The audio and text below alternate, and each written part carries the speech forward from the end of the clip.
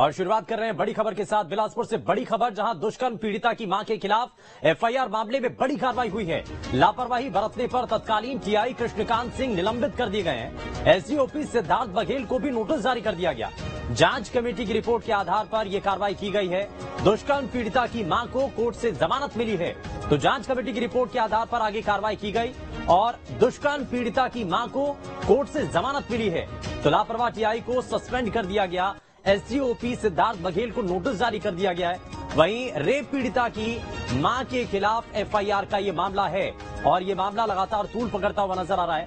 लापरवाही बरतने पर बड़ा एक्शन होता है। एसडीओपी सिद्धार्थ बघेल को भी नोटिस जारी कर दिया गया।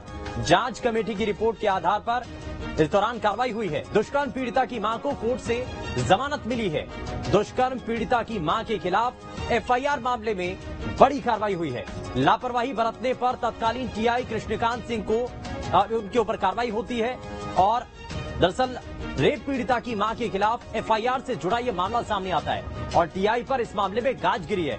हालांकि लापरवाह टीआई को सस्पेंड कर दिया गया है। दुष्कर्म पीड़िता की मां के खिलाफ एफआईआर से जुड़ा मामला है और इसमें रेप पीड़िता की मां के खिलाफ एफआईआर का ये मामला जब सामने आता है तो उसको लेकर के लगातार सवाल उठने लगते हैं। अब ऐसे में कार्रवाई की उम्मीद भी होती है, जो कि नजर भी आ रही है। दुष्कर्म पीड़िता की मां को कोर्ट से जमानत मिल चुकी है और एसडीओपी सिद्धार्थ बघेल को नोटिस जारी कर दिया गया।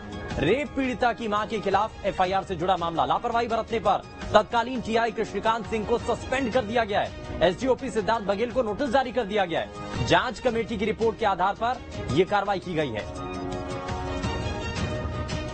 तो बिलासपुर से बड़ी खबर है, जहां पर रेप पीड़िता की मां के खिलाफ एफआईआर से जुड़ा यह मामला है और कैसे ये एफआईआर रेप पीड़िता की मां के खिलाफ ही दर्ज हो जाती है।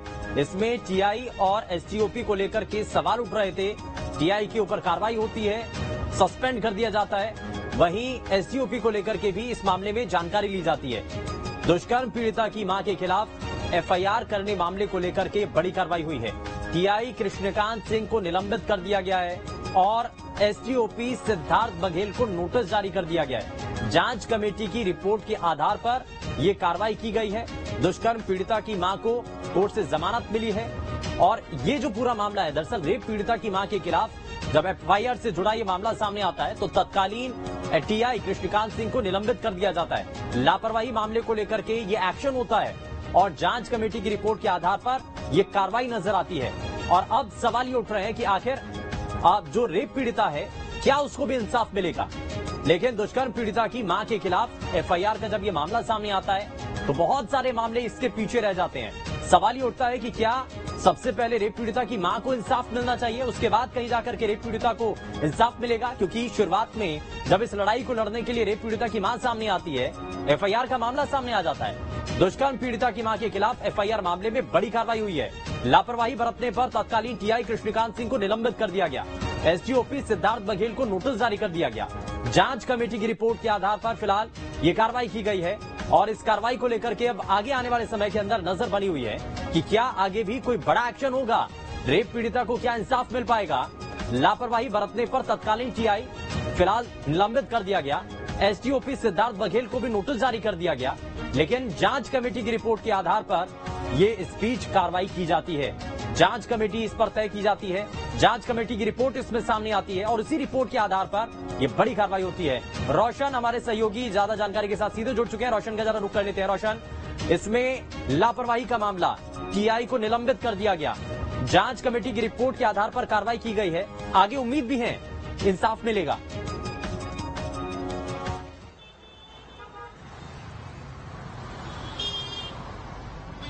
जी बिल्कुल, ये रतनपुर थाना क्षेत्र का ये पूरा मामला है और लंबे समय से इस मामले को लेकर जो है वो लगातार जो है चर्चा चल रही थी और इस मामले पर जो है आज जो कोर्ट जो फास्ट ट्रैक कोर्ट ने है वो जो पीड़िता है उसको राहत दी है।